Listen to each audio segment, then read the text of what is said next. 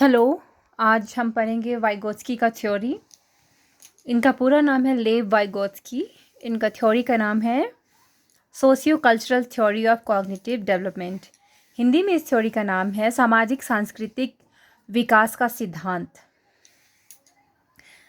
Vygotsky stressed the importance of social and cultural interaction with other people, typically more highly skilled children and adults।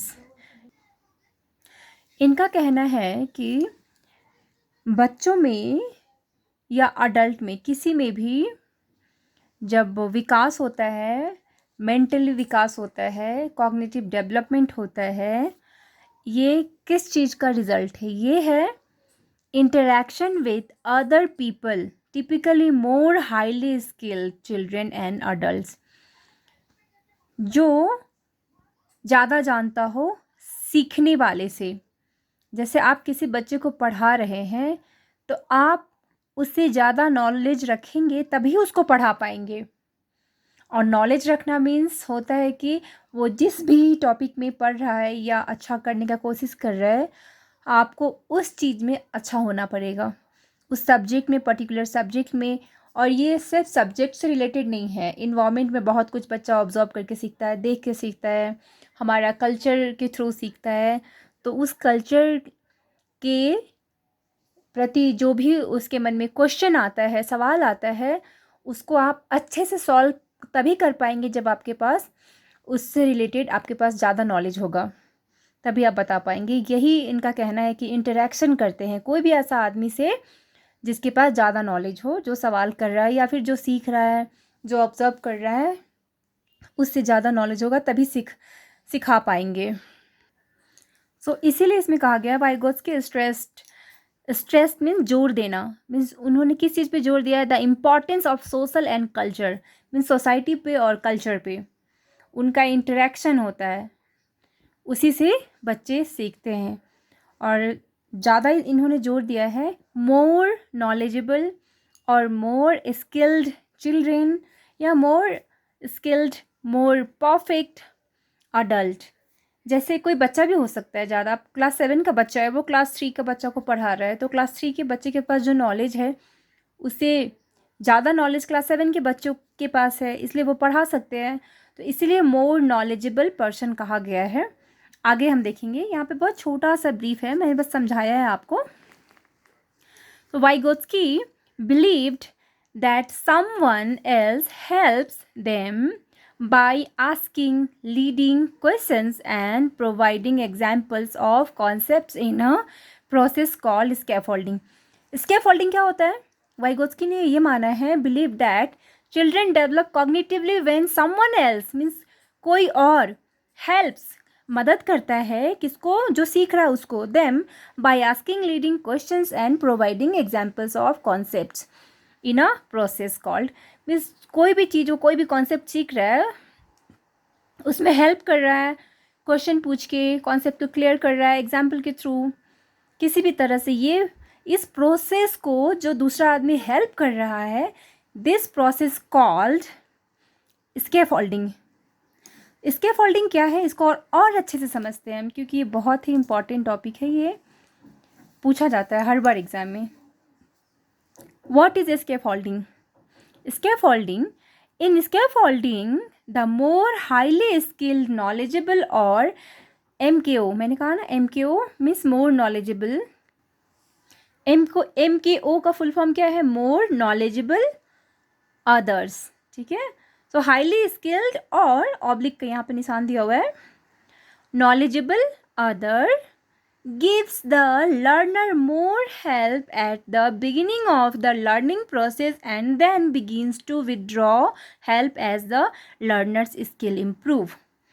उनके जो भी more knowledgeable person है या highly skilled person है, वो जब help करते हैं तो बच्चा का जो लर्निंग स्किल है वो और ज़्यादा अच्छा से निखरता है और ज़्यादा अच्छा से इम्प्रूव होता है। इम्प्रूव मीन्स सुधरता है और ज़्यादा अच्छे से।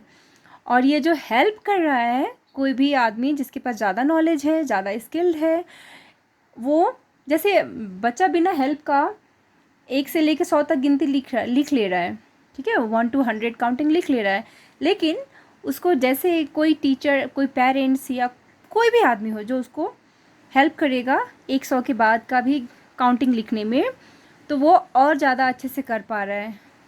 विद हेल्प जो बच्चा कर रहा है वो प्रोसेस हुआ स्कैफोल्डिंग। स्कैफोल्डिंग को मैंने यहाँ पे पिक्चर के थ्रू भी समझाया है। ये आप देख सकते हैं, ये एक बिल्डिंग, जब भी आपने देखा होगा बिल्डिंग जब स्ट्रक्चर होता है तो वहाँ पे आपने देखा होगा बैम्बू, जब छत का ढलाई होता है तो बैम्बू रहता है आगे से या नीचे से, हर जगह रहता है। ये क्यों दिया रहता है? ये सपोर्ट के लिए दिया हुआ रहता है। सो यहाँ देखिए, ये बिल्डिंग और नीचे अंडर कंस्ट्रक्शन जब बिल्ड हो रहा होता है, उसी तरह से बच्चे का नॉलेज जब वो गेन करने का प्रोसेस में रहते हैं, कोई भी चीज़ सीख रहे होते हैं, तो उस टाइम में यही बैम्बू का काम करता है स्कैफोल्डिंग वो प्रोसेस है जो हाईली स्किल्ड या more knowledgeable other person, other people, कोई भी हो सकता है, वो सिखाते हैं बच्चे को। तो ये आप देख रहे हैं, मैंने यहाँ पे लिख रखा है, ये है स्कैफोल्डिंग। आई होप आपको ये पिक्चर देख के और अच्छे से समझ में आ गया होगा और क्लियर हो गया होगा। सो आगे देखते हैं। Vygotsky also proposed that each developing child has a zone of proximal development, ZPD। Zone of proximal development क्या है, इसको देखते हैं। Which is the difference between what a child can do alone versus what a child can do with the help of a teacher। Okay, example है यहाँ पे। If Aisa can do 4th grade maths problem by herself but also can successfully work 6th grade math problem with the help of a teacher। So यहाँ पे example में ये कह रहा है कि आयशा जो लड़की है वो क्लास 4 का मैथ्स प्रॉब्लम अच्छे से कर पा रही है, बिना किसी के हेल्प का, बिना टीचर के हेल्प का अच्छे से, लेकिन वो 6th क्लास का भी मैथ का प्रॉब्लम सॉल्व कर पा रही है अच्छे से with the help of the teacher के हेल्प से, और बिना टीचर के हेल्प का वो सिर्फ क्लास 4 का कर पा रही है, एंड हेल्प करके टीचर के हेल्प की वजह से वो क्लास 6 का भी कर पा रही है। हर ZPD is about 2 years। The difference between what she can do alone and what she can do with help of a teacher or more knowledgeable other। So इसको अच्छे से समझते हैं। अब इसमें ये कहा गया है ZPD क्या है, जोन ऑफ प्रॉक्सिमल डेवलपमेंट क्या है। इसमें यही बता रहा है कि कोई भी बच्चा जो बिना किसी हेल्प का किसी भी चीज़ को सीख लेता है, और जैसे उसको किसी भी नॉलेजेबल पर्सन का हेल्प मिलता है तो वो और अच्छे से कर पाता है और बेटर ढंग से किसी चीज़ को सीख पाता है, और वो जिस लेवल पे है उस लेवल के आगे भी वो सीख पाता है, और वो जो सीख पा रहा है वो ज़्यादा हाईली लेवल का with the help of anyone. This is ZPD means zone of proximal development. यहाँ पे लिखा हुआ है यही चीज़ यहाँ पे लिखा हुआ है। Vygotsky also proposed that each developing child has a zone of proximal development ZPD, which is the difference between what a child can do alone versus देखिए, what a child can do alone means अकेले versus what a child can do with the help of a teacher, and वो और ज़्यादा अच्छे से कर पाएगा वो, जैसा कि एग्जाम्पल में भी है, मतलब क्या वो खुद से कर पा रहा है और क्या वो हेल्प के साथ कर पा रहा है। सो जो हेल्प के साथ वो कर पा रहा है और बेटर तरीके से, this is ZPD। I hope आपको समझ में आया होगा। मैं आगे बढ़ती हूँ अब। Okay, so a child's cognitive development depends on, बच्चे का मानसिक विकास किस चीज़ पे डिपेंड करता है। सोशल इंटरेक्शन, सोसाइटी में किस तरह से इंटरेक्शन हो रहा है, बच्चा कर पा रहा है, सामने वाला कर पा रहा है, एंड लैंग्वेज कहाँ पे किस तरह का लैंग्वेज बोला जा रहा है, और कल्चर किस तरह का कल्चर है। जैसे कोई बच्चा अगर गांव से है तो वो गांव का कल्चर के बारे में ज़्यादा अच्छे से उसके पास नॉलेज होगा। कई बच्चे शहर के होते हैं तो शहर में उनके पास ज़्यादा डिजिटल नॉलेज होगा। सो कल्चर भी मायने रखता है कॉग्निटिव डेवलपमेंट में। So guidance from more knowledgeable people, और गाइडेंस भी मैटर करता है, क्योंकि बहुत सारे बच्चों को आपने देखा होगा कि बहुत सारा सवाल करते हैं और सही सही जवाब देना चाहिए। जब भी बच्चा कोई भी सवाल पूछे तो गलत जवाब नहीं देना चाहिए। अगर आपको पता नहीं है तो आप पता करिए या फिर मत दीजिए जवाब, लेकिन गलत इन्फॉर्मेशन बच्चे को नहीं मिलना चाहिए। सो नेक्स्ट है हमारा, this is the next zone of proximal development. इसको और अच्छे से समझाया यहाँ पे बच्चे को need help. Zone of proximal development means होता है कि हेल्प नीड है, बच्चे को हेल्प चाहिए उसको। This is Vygotsky most famous concept, ये बहुत ही फेमस कॉन्सेप्ट है। यस, डेफिनेशन इसका है, the zone of proximal development is the gap between what a child can do alone and what the child can do with help. ये gap है, जो gap इस चीज़ का बात कर रहा है कि कोई भी बच्चा अकेले बिना किसी हेल्प का जो काम कर पा रहा है, उसी काम को वो और भी बेहतर तरीके से और अच्छे से कर पा रहा है। और इन दोनों के बीच में जो गैप है ना, ये जो गैप देख रहे हैं आप, इसी गैप को आप मान लीजिए कि यही है ZPD, zone of proximal development. So steps क्या है स्कैफोल्डिंग का, स्टेप्स देख लेते हैं। ये steps of scaffolding, teacher gives full support. Yes, शिक्षक पूरा सपोर्ट देते हैं अपना। Child practices with help. Yes, बच्चे प्रैक्टिस करते हैं हेल्प के through. And teacher gradually reduce support, और टीचर जब बच्चा उसमें परफेक्ट होने लगता है, टीचर को लगता है कि अब बिना हेल्प का ये बच्चा कर पा रहा है, तो वो ग्रेजुअली मीन्स धीरे धीरे slowly step by step support को हटाने लगते हैं। जैसे आपने देखा होगा बिल्डिंग बन रहा था, तो मैंने आपको यहाँ पे पिक्चर में भी दिखाया था, ये बैम्बू को धीरे धीरे हटाया जाता है, ऐसा नहीं अब 1 महीने तक छोड़ा जाता है, उसके बाद स्लोली हटाया जाता है। उसी तरह से यहाँ पे टीचर्स का सपोर्ट भी धीरे धीरे कम होने लगता है, क्योंकि उनको लगता है कि बच्चे ने अच्छे से सीख लिया है, टीचर का अब ज़रूरत नहीं है हेल्प का। नेक्स्ट है चाइल्ड परफॉर्म्स इंडिपेंडेंटली। अब उनको लगता है कि अब बच्चे खुद से बिना किसी हेल्प का इंडिपेंडेंटली परफॉर्म कर सकते हैं। एग्जाम्पल देख लेते हैं। एग्जाम्पल क्या है? Oh yes, example is learning to ride bicycle. अब कोई बच्चा को आपने देखा होगा या खुद भी सीखा होगा, जब बाइसाइकिल या कोई भी आदमी कार सीखता है, मैंने यहाँ पे बाइसाइकिल का एग्जाम्पल लिया है क्योंकि मुझे सिर्फ वही चलाना आता है। So parent hold the bicycle. Yes, पीछे से अब जब बच्चा स्टार्ट करता है सीखना, तो पीछे से पेरेंट्स या वो जो भी सिखा रहा होता है वो होल्ड करके रखते हैं।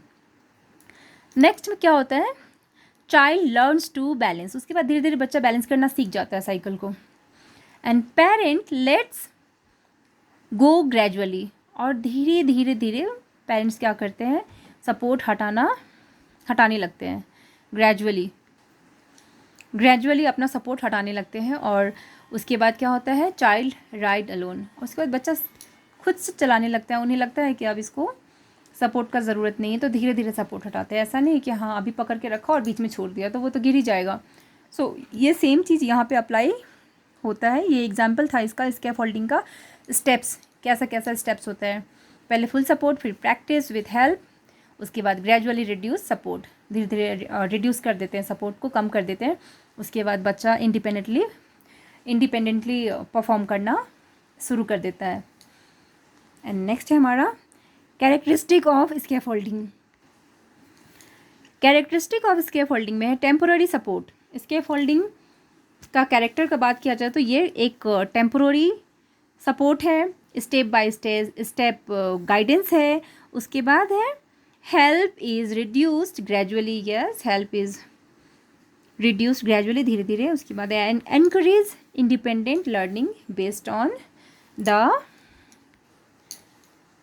On the child's need. बच्चे की नीड के हिसाब से इंडिपेंडेंटली बच्चा काम करने लगता है अपना। उसके बाद है स्टेजेस ऑफ स्पीच डेवलपमेंट। इसी में बात किया गया है स्पीच डेवलपमेंट का, जिसको हमने बहुत ही शॉर्ट टर्म में लिखा है। So stages of speech development का फर्स्ट है सोशल स्पीच, जो जन्म से 3 साल तक children talk to communicate with others. Means जन्म से लेके 3 साल तक बच्चा क्या डेवलप करता है, बोलना स्टार्ट करता है दूसरों के साथ अपने नीड के बारे में, जैसे I want water, like this. ये सोशल स्पीच है, उसको जो चाहिए होता है वो जिससे किसी से मांग सकता है वो।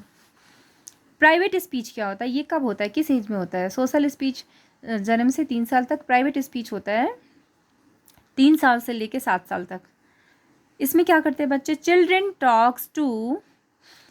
Talk to themselves while solving a problem. आपने बहुत बार नोटिस किया होगा कि बच्चे जब किसी भी प्रॉब्लम को सॉल्व कर रहे होते हैं या फिर वो while playing they also talk with themselves, किसी भी प्रॉब्लम को सॉल्व करने के लिए। ये होता है private speech. Private speech means 3 से 7 साल वो खुद से ही बात करता है प्रॉब्लम, किसी भी तरह का प्रॉब्लम को सॉल्व करने के लिए। एग्जाम्पल भी है यहाँ पे, first I draw a circle now the square. खुद से बात कर रहा है कि पहले मैं सर्कल बनाऊंगा, उसके बाद मैं स्क्वायर बनाऊंगा या बनाऊंगी। This helps them think and plan. And next है, next and last, inner speech. Inner speech कब से होता है? ये 7+ 7 साल के बाद से स्टार्ट होता है। ये इसको प्राइवेट स्पीच बोलते हैं, उसके बाद ये चलता रहता है। प्राइवेट स्पीच में क्या होता है? Private speech becomes silent thinking. Children no longer speak aloud but think internally. वो अब बाहर जो आप सुन रहे थे कि वो ब्लैबरिंग कर रहा था, बोल रहा था खुद से प्रॉब्लम को लेके, सॉल्व करने को लेके, किसी सॉल्यूशन के बारे में जो हर कोई सुन पा रहा था, वो अब चेंज हो गया, वो इनर स्पीच में कन्वर्ट हो गया है। और वो मन ही मन वो सोच सकता है, प्रॉब्लम को सॉल्व कर सकता है। आप लाउडली नहीं सुन पाइएगा। समटाइम्स बहुत लोगों का आदत हो जाता है जो आज भी वो जब किसी प्रॉब्लम में होते हो तो सॉल्व करते हैं। मैं खुद भी यही करती हूँ, अभी मेरा तो यही है प्राइवेट स्पीच अभी भी। सो इनर स्पीच डेवलप होता है 7 साल के बाद से होता है। एग्जाम्पल है, a child mentally plans how to solve a math problem. ये खुद से करता है। So thank you so much. इतना ही था वाइगोत्स्की थ्योरी में आज हमारा। नेक्स्ट होगा हमारा Erik Erikson theory. Thank you so much.